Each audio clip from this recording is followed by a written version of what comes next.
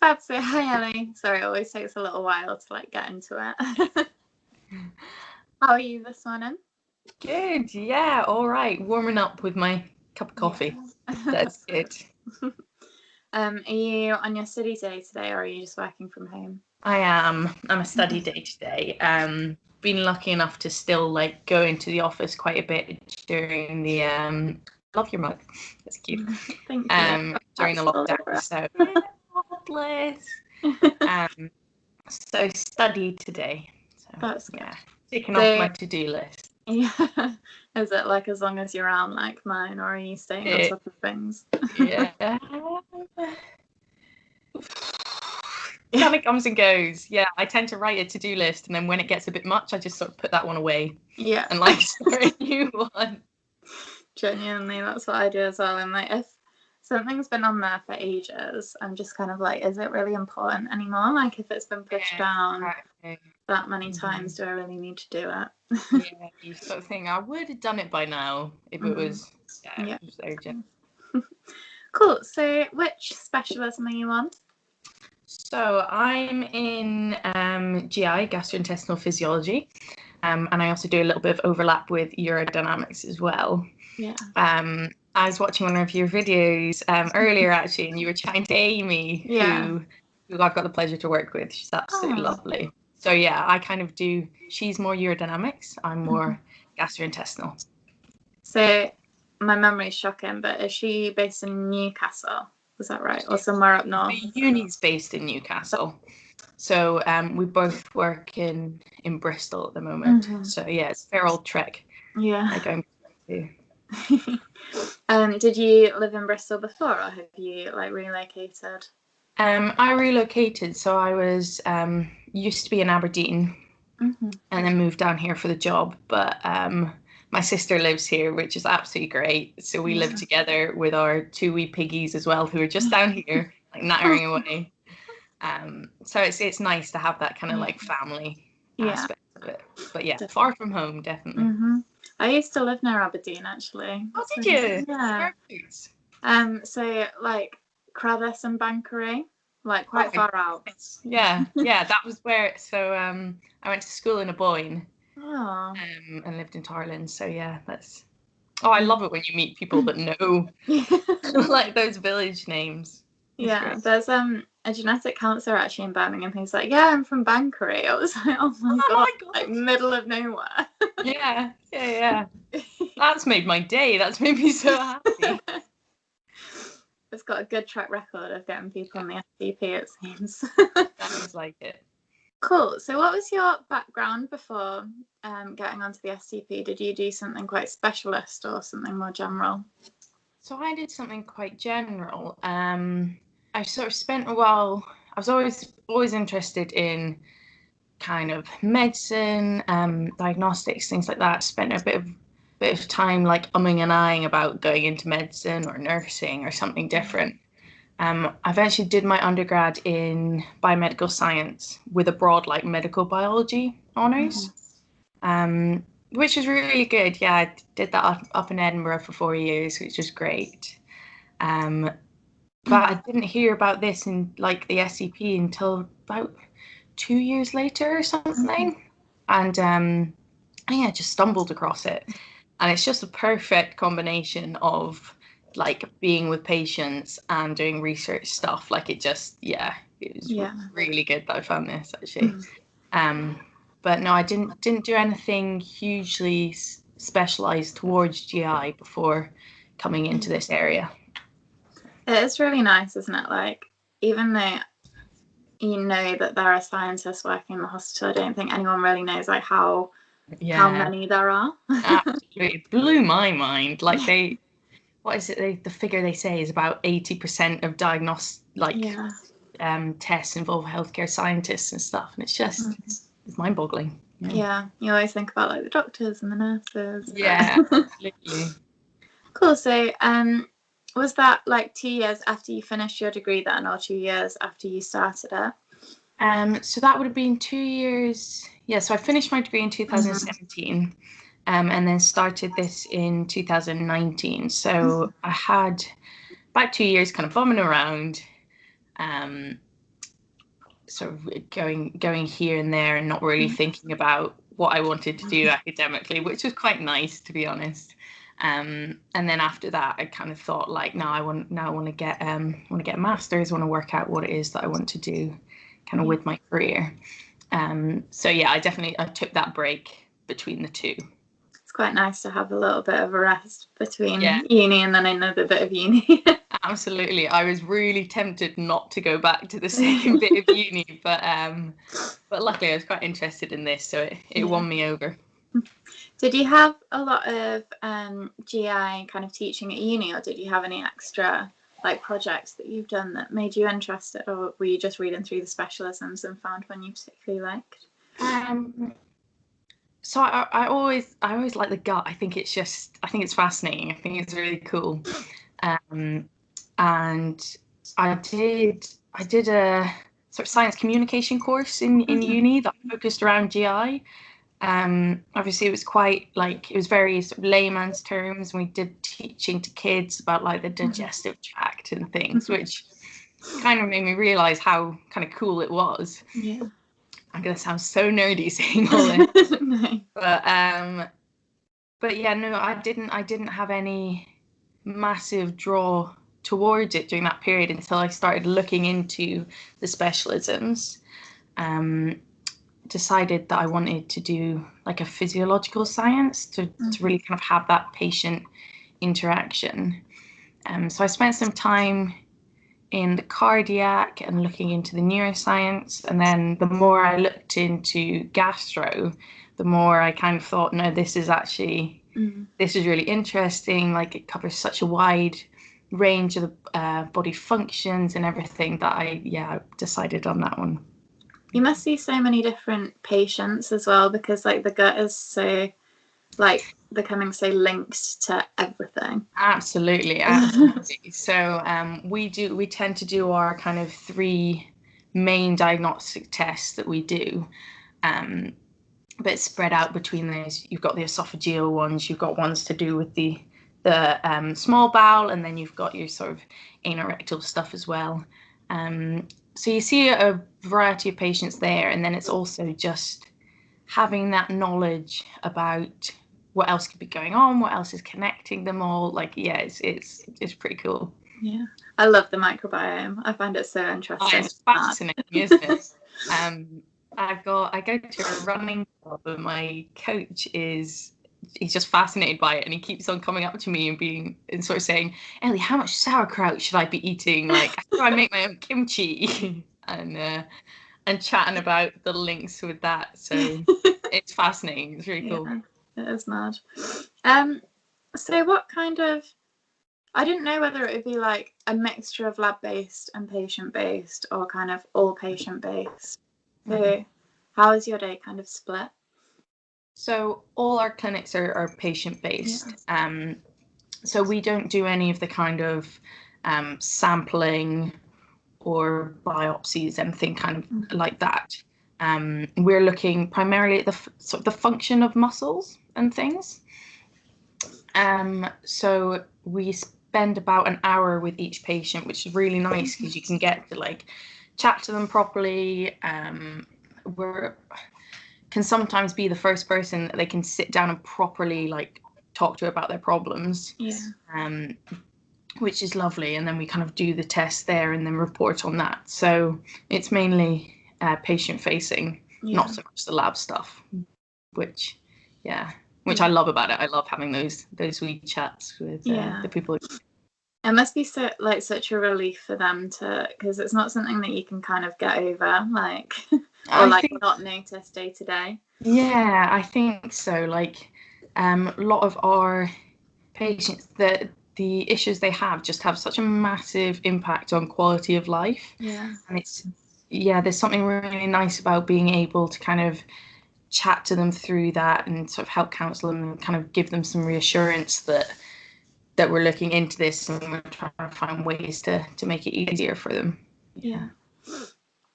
So what kind of tests do you do then if you're looking at the muscle function? So the 2 we do with muscle functions, they're called monometry tests. and we do one, basically stick tubes in people, which is how I describe my job to most people. So the first one we do is called esophageal monometry, and that's looking at the function of the esophagus and how well the muscles kind of contract to get food down. You can get some interesting conditions where that's just not working at all, which obviously leads to like a whole range of different problems. So we do that on patients, bless them. We pop a tube into their nose and down into their throat, which isn't the nicest, but they're really good. So it's good to kind of help them get through that to get the information. And then we measure the pressures to work out what those muscles are doing and how well they're working. So that pairs really well with like imaging tests. So if you get a camera down the esophagus, you can look at the sort of structure and things, and then pair that with our tests, which just gives a whole like view of kind of what's going on. And then we do the same up the other end as well, which is always a hilarity at any parties I go to or anything like that. I used to go to so we pop a tube into the back passage, and then it's exactly the same principle. We use those pressure measurements to look how well the sphincters are working and how well those muscles are working. And this is really, really good with patients with either fecal incontinence or constipation, like people having stoma reversals and things like that, to see what the muscles are doing. And again, that pairs well with imaging tests there too. So they're the main like movement function ones we do. So with the ones like lower down, I'm guessing that's where like urodynamics fits in. Absolutely, because that's just like a whole pelvic floor kind of specialism there. Obviously everything's so connected down there, especially with women, bless them, when having obstetric injuries and things like that. It can cause a whole range of problems. So being able to pair the two together is really nice, actually. What kind of problems would you be dealing? So you said something about like them not being able to swallow. Do you also see patients that are having like maybe like acid reflux and stuff like coming back up? So we often pair that monometry test with our call it pH impedance testing, where we pop a thinner tube down their nose and then send them away for 24 hours, and that measures all the acid levels, and it measures like non-acid and then basically anything that's coming up from the stomach that shouldn't be coming up. And that's really good in terms of looking for treatments and like surgical treatments and the outcomes for them. So it's a really useful test in that sense, to guide surgery for those patients. Do you do like work before and after surgery then to kind of measure like how it's changed? So we do sometimes. We actually had a really interesting case recently. This patient was getting a lot of acid reflux, and the treatment for that is to tighten the gap between the stomach and the esophagus, really. So tighten that up so nothing comes up. But this patient was swallowing in air as well. So you can see this on our little tube that we monitor. By swallowing in air, she was actually worsening the reflux. And then there's a potential chance that if she went on to have surgery, her air swallowing would cause her to get like painfully distended, because she's just trapping all that air in there, which might just kind of worsen outcomes after the surgery.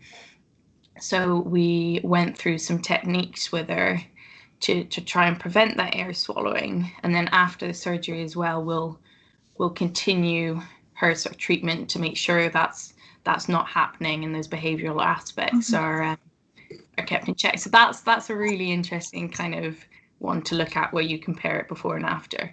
Yeah, something a bit different to like the general ones that you're seeing, I guess. Absolutely, yeah.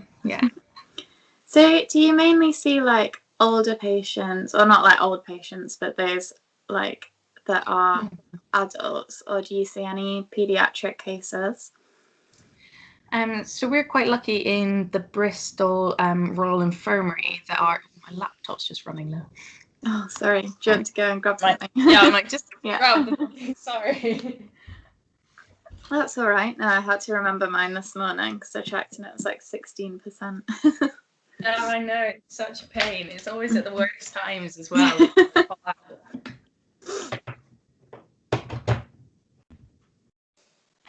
Gotta dive under the table to get that. Okay, perfect. Sorry about that. That's all right. Yes, so at the Bristol Royal Infirmary, we're really lucky to have a kind of overlap service that we're hoping to expand on within pediatrics. So a lot of our lower issues, like I said, they can be related a lot to obstetric injury, and pelvic floor kind of loses its function over time. So they tend to be more older patients. But you get a lot of pediatrics with reflux and with these swallowing disorders as well. So we're starting to bridge over and do a lot of work with the specialist nurses in gastro there as well, and hoping to expand that service. So yeah, it's bizarre when you think about it that this is happening in really young kids as well as sort of adults, lots of people like our age, and then obviously like the older generations as well. So it's quite a range of patients. It must be a whole different kettle of fish trying to explain and get a child through sticking a tube up their nose. It is, bless them. And I absolutely love doing it, but you often find that the children get along with you while you're chatting away and it's absolutely fine. But as soon as you start to put a tube in their nose, they hate you. So trying to sort of get them to understand that this is needed. Obviously, in really young kids, you've just got to sort of go for it, really. But yeah, it's difficult to navigate, and then switching between the two, I sometimes find I'm using my kid voice for the adults and then adult voice for the kids, and I'm like, oh god. But it's good. Yeah, it's a good experience. So you're halfway through second year now. So have you started your like more specialist rotations this year? What are you kind of getting up to now? Yeah, so within GI, second year is still split between GI and Uro. So the teaching at uni is sort of a 50-50 split, and the same with the kind of competency elements of it as well. Second year competencies within GI focus mainly on the lower investigations, and then third year kind of focuses more on the upper investigations. But there's always a bit of overlap, obviously, and it's you definitely do a lot of learning of both all the way through. So that will be in third year. We'll start doing more of the kind of complex upper cases. That's interesting. What were the more general ones that you did in first year? In terms of uppers or investigations? Oh, okay. Was it just did you not do any like rotational? Oh, okay. Yeah. Sorry. No, sorry, my bad. So we did a lot of first year. We have the rotations, the options of respiratory and cardiac. I went with cardiac, which was great to see. It's completely like, it's such a different pace compared to GI and urodynamics. I found it was a lot less time with the patient, but the throughput is just, it was just mental, really. But it was really interesting to see that. So I did that for one of my rotations, and then I also have the urodynamics side of it as well. So I was doing flow tests for urodynamics, and then for GI I was focusing mainly on the breath tests, which look at bacterial overgrowth in the small intestine. So that was kind of my first year focus. Have you started your research project, or has that kind of been pushed back a little bit because of everything going on? Yeah, I know, it's it's a bit mental this time. So unfortunately, I don't know if it will be the same for you guys. Hopefully it'll be better by then. But we're not able to do kind of research as such, just because the limitations at the moment. Yeah. But I have submitted a kind of formative proposal for my project. So just waiting to see if that kind of gets approved and just check it's actually achievable within the time frame and things. So that feels it feels like a big thing. You feel like kind of like, oh, I'm going to be a scientist now. This is this is the big guns. But exciting to kind of start that and to get the ball rolling there. So hopefully second year will be much more the planning side, and then third year crack on with the writing. Do you have many trainees with you, or is it just like quite a small cohort but spread across GI and Neuro? So GI and Neuro, they tend to be quite small cohorts because it's sort of a lesser known science. Definitely expanding though, which is wonderful. In my year, we have 3 GI trainees and 2 Euro trainees, so we're all dotted around. I've got the pleasure of working at 2 hospitals in Bristol. So I do my GI side, which is my base at the Royal Infirmary, and then my Urodynamics side at Southmead. And the BRI is just me, the GI there. That's sort of a smaller department, but again, increasing, expanding, which is good. So it's definitely wonderful having that team in terms of being the only trainee. You get a lot of like good support and kind of focus there and help with that. And then on the other hand, in Southmead, so I've got Amie in Southmead, and previous trainees that have now qualified, and that gives different sort of advantages in the sense that you get kind of guidance through that, and it's also nice knowing that you're sort of not the only one who's still learning and training. Definitely.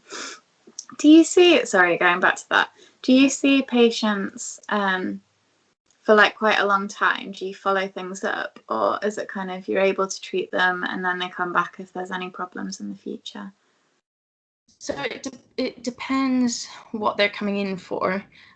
So a lot of our upper investigations, that will be kind of purely sort of diagnostic. We'll see, do they have reflux? Could the acid be causing this? Do they have a motility disorder? Could that stop them from swallowing? We make the diagnosis, and then they're sort of discharged back to the consultant to go through treatments and things. In the case I chatted to earlier about the air swallowing, we'll tend to have more influence in that, see them a little bit more to kind of go through, we call it biofeedback training. So we look at the screen and kind of talk through what's happening and get the patient to understand. So that's, we'll see them a bit more. And that's similar with the lowers as well. So often with our lowers, so in the incontinence and constipation patients, the muscles have essentially learned a different behavior than what they need to kind of empty properly.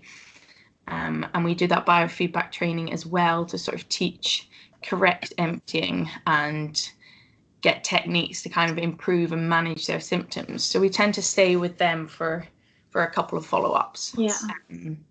Whether that's just kind of talking through things or doing the biofeedback itself. So yes, it's definitely a range.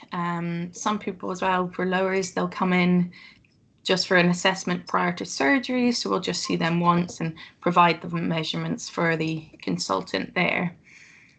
So yeah, it depends on the patient, definitely. Yeah, that's nice. So just thinking back to talking with Amie about urodynamics, do you do like any Botox? Because that blew my mind. Yeah, I know, it blew mine as well when I saw it in urodynamics. They can't, so we don't personally do it in GI, there can be times where, so for some of those swallowing disorders, that's sometimes used, and sort of in the bowel as well, it can be used. But currently our department doesn't do that aspect of it. But we would look and see if a patient would be sort of suitable for something. And then, yeah, in urodynamics, it's actually quite a common treatment and recommendation for an overactive bladder, for a bladder that's squeezing too much, which just completely, changed my mind about Botox. Yeah. Absolutely. I was thinking like, oh yeah, no, this is actually useful. So yeah, it's a weird one, stumbling across that one. How did you like make your application stand out for the scientific skills section? Sorry, that's thinking back quite a while now. Yeah, I know. Good question. So I think I focused, because GI, so I solely went for GI in application.